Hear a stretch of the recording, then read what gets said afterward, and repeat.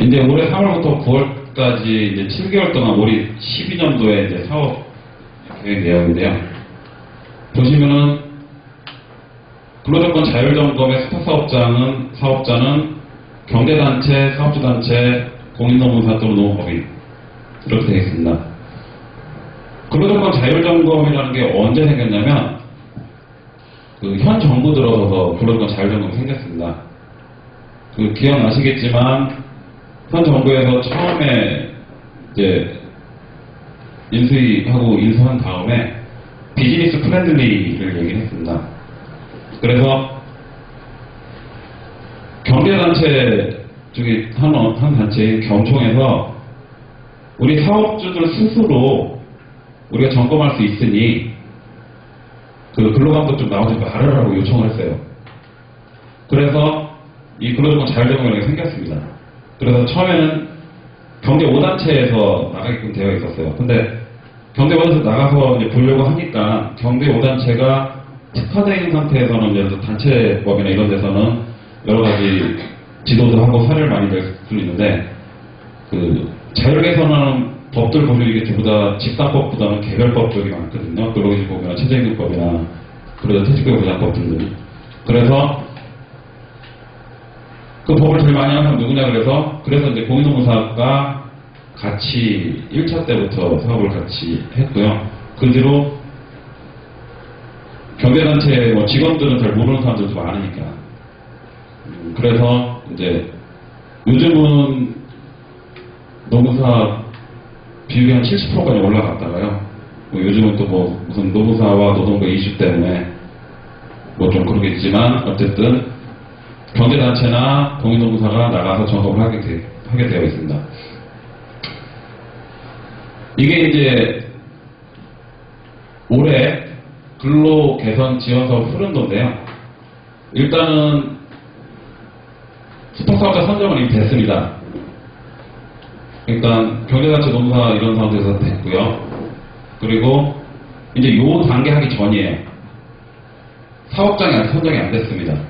이게 노동부 내부적으로는 선정이 됐을 거고요. 오늘 정도면. 그리고 이제 사업주 사전교육 점검표 사전교육 받으라고 이제 할 겁니다. 그 다음에 이제 자율개선을 할 거고요. 그 다음에 이제 점검 실시 후 5일 이내에 개선계획, 뭐가 잘못됐으면 그 개선계획을 노동부에 5일 이내, 그러니까 점검 받으면서 5일이기 때문에 5일 내에 어떤 잘못된 게 있으면 고치시는 게 좀 좋아요. 근데 이 지원 거부를 이제 하게 되면 요즘 내려보면 당연연도 근로감독 실시. 그러니까 자율점검인데 자율적으로 안 받았다고 타율적으로 한대요. 어쨌든 당연연도 근로감독 실시를 하고요. 그리고 점검계획을 안 내면 이것도 다시 근로감독을 실시한다고 합니다.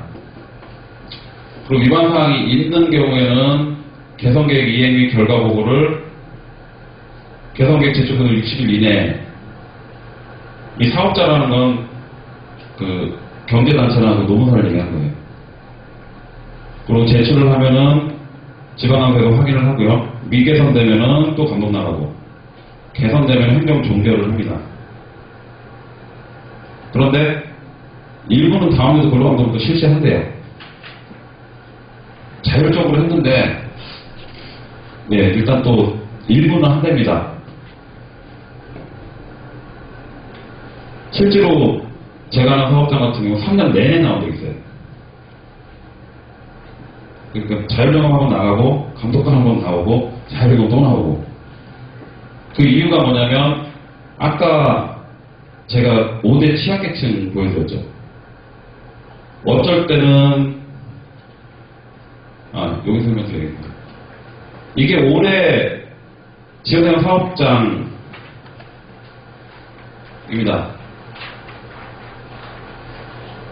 근로자수 30개 미만 사업장, 올해 이런 사업장을 나가겠답니다. 최근 3년 내에 근로감독을 받은 사실이 없는 50인 미만 사업장, 그 다음 신설 사업장, 그리고 근로감독을 받은 사실이 있으나 법 위반이 계속되는 사업장, 신고 사건 다발 사업장은 감독에 올해는 이제 포함을 시키겠다고 합니다. 작년 같은 경우에는 최근 3년 내 노동사건이 있었던 사업장, 그것도 있었고요, 기준에. 근데 이 기준은 각 지방광서, 우리 서울 같은 경우 서울청에서 정해서 나가고요. 그리고 또 서울청 밑에 뭐 관악지청, 강남지청, 뭐 이런 지청들 있죠. 거기서 또 따로 나갈 수도 있습니다. 혹시 여기 계신 분들 중에서 여기에 해당되시지 않는 사업장 있으신가요? 많이 있으시죠? 그러면 강의 들으실 필요가 없으실 텐데. 여기에는 들어가나요?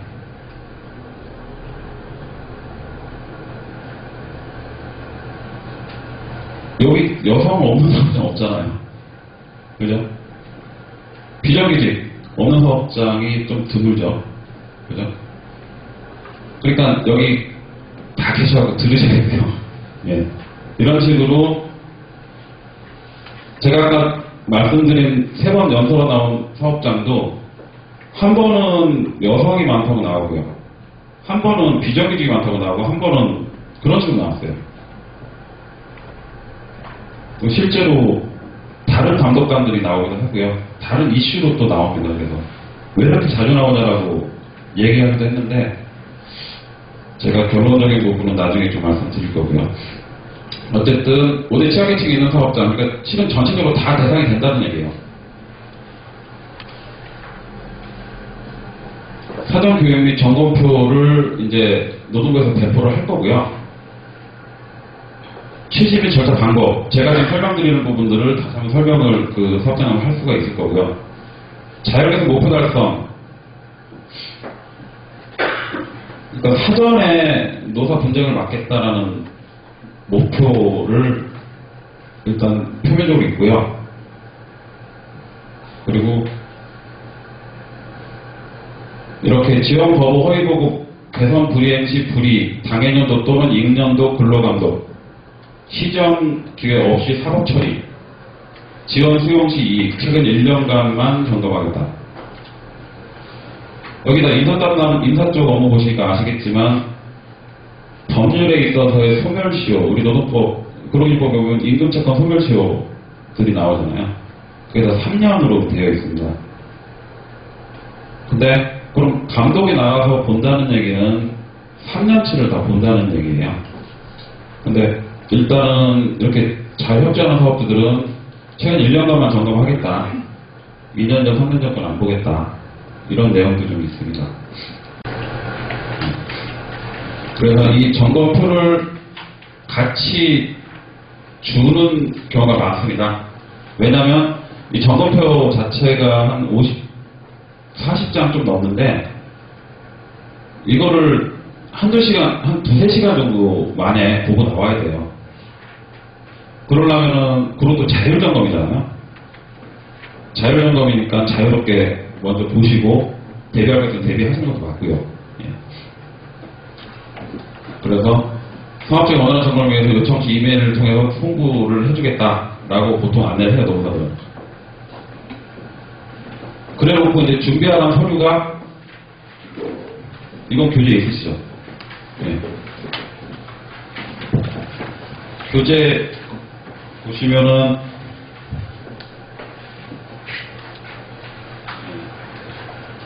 준비하는 게 좀 많죠? 예. 이거 보면서 이걸 다 어떻게 준비해 라고 얘기하는데 실은 큰 틀에서 보면 취업규칙, 근로계약서, 임금대장, 출근부 크게 보면 그래요. 왜 그러냐면 취업규칙의 부속 서류로 승급, 감금됐을 때 어떤 서류들이 있을 거고요. 해고 퇴직됐을 때 평균임금 산정은 어떻게 하는지 이런 것들이 대부분 취업규칙 관련된 부속 서류로 다 있으실 거예요. 그래서 취업규칙이 제대로 작성되어 있으면 실은 취업규칙이랑 근로계약서랑 몇 개만 준비하시면 돼요. 그 다음에 그 증빙 서류들 실제로 그 양식들이 어떻게 쓰였는지 그런 것만 준비하시면 됩니다. 근데 좀 많아요. 보시면 이제 취업규칙이 제일 그 중요할 거고요. 그 다음에 근로계약서, 근로자 명부 몇 명이 있는지, 그리고 출근부. 여기 출퇴근 기록부 회사에 있으시는 사업장 있으세요? 예. 출퇴근 보통 요즘 체크 안 하는 사업장이 많죠? 그죠? 그런데 준비하랍니다. 어떻게 하실 거예요? 없는데. 어떻게 하실 거예요? 회사가 없는데 준비하라면. 아, 따로 보관해요. 그건 있는 거잖아요. 실제로 없는 사업장. 그 준비하라면 어떻게 합니까?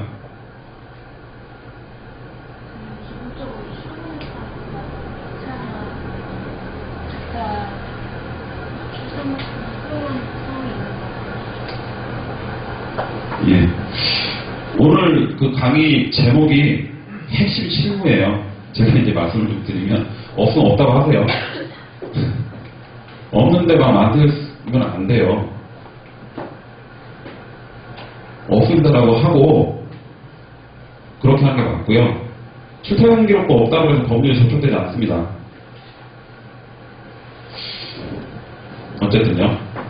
그 다음에, 단시간 근로자 근로조건 관련 서류. 이것도 다 이제 취업시 근로계약서 다 똑같은 얘기입니다. 임금대장. 임금대장 되게 중요합니다, 이거는.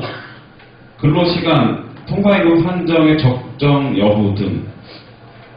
임금대장이랑 근로계약서랑 출퇴근부. 이 세 가지가 나중에 어떤 효과를 내는지 나중에 설명드릴게요. 그 다음에 연월차 유급 휴가 적치 사용대장. 지금은 올해도 2월 1일날 근로기준법 개정하면서 연차 조항을 좀 바꿨거든요. 제가 설명을 좀 드릴 건데, 연차 조항, 휴가 조항은 연차는 계속 많이 줘라, 많이 쓰게 해라. 그쪽으로 가고 있고요. 그리고 아시다시피 12시간 한도로 연장 근로할 수 있다는 조항을 지켜라. 요즘 근로시간 줄이라고 많이 얘기 나오죠. 그래서 국가에서는 고용 창출이 돼야지 연금도 많이 나오고, 그렇게 해서 국가가 지탱할 수가 있기 때문에 고용 창출에 굉장히 포커스가 맞춰져서 현재 노동법에 이렇게 다 개정되고 있는 그런 방향입니다. 근로시간제도 관련 서류. 노동자가 있는 사업장도 있을 거고요. 근데 노동자 없는 사업장에서는 근로자 대표와 서면 합의로 할 수 있는 근로시간 관련 제도 서류들이 있는데, 이 부분은 제가 나중에 또 설명을 드릴게요. 이거 되게 중요한 서류거든요. 근데 별로 없는 사업장이 많아서. 그래서 어쨌든 이런 서류들을 다 준비를 하시는데요. 아까 말씀드린 데 없으면 없다고 하세요. 네.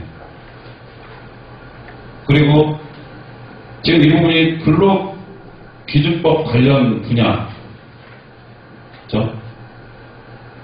이성호 되겠습니다.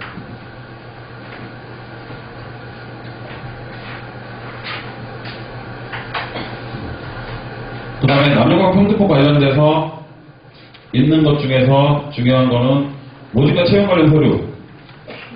보통은 뭐 자코리아나 이런 데 올려 있습니다라고 말씀하시긴 하는데, 실은 이거 보는 이유는 남녀 차별했는지 여성 이렇게 뽑는 거 안 된다고 하잖아요. 예, 그런 거 보는 겁니다. 그래서 그런 거 한두 장 정도 출력해 보세요.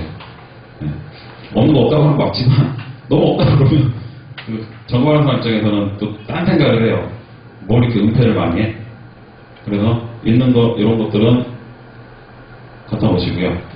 그 다음에 퇴직금 정산서나 해고 관련된 서류. 그 다음에 육아휴직, 요즘 육아휴직 많이 사용하잖아요. 육아휴직 관련된 서류. 근로감독을 아까 말씀드린 여성 부분에서 근로감독이 한 이슈로 나오는 게 이런 산전휴가랑 육아휴직 관련돼서 이런 걸 제대로 지키고 있는지를 여성 근로자가 많은 곳은 점검하겠다고 나옵니다. 그래서 육아휴직 관련돼서 휴직계라든지, 그리고 또 육아휴직 지원금들 또 근로자들 받으려면, 육아휴직 급여 받으려면은 사업장에서 확인해줘야 되는 서류도 있잖아요. 그런 것들은 잘 구별해보세요. 그리고 여성이 없더라도 한 성으로만 이루어진 사업장은 필요가 없지만, 양성이 다 있는 사업장에서는 무조건 1년에 한 번씩 해야 되는 게 성희롱 예방교육입니다. 그래서 성희롱 예방교육 서류를 꼭 있으셔야 돼요. 그리고 산전유가급여 신청 서류, 이건 아까 그 여성 관련해서 점검을 많이 하는 서류예요. 그 다음에 이제 근창법에서 30인 이상 사업장은 근로자 참여 협력이라는 법률상 노사협의회를 설치를 하고 회의를 해야 됩니다. 그래서 노사협의회 규정은 노동부에 신고도 해야 돼요. 그래서 노사협의회 규정, 그 다음에 회의록, 분기별로 한 번씩 하도록 되어 있죠. 그래서 회의록 잘 챙겨 놓으시고요. 그리고 고충처리위원이 있냐 없냐, 또 뒤에서 설명드리겠지만 많이 없다고 많이 말씀하세요. 그러면 위반이라고 얘기합니다, 그냥. 그리고 기간제법 관련돼서는 똑같아요. 근로계약 취약규칙 자체가 있으면 되고요.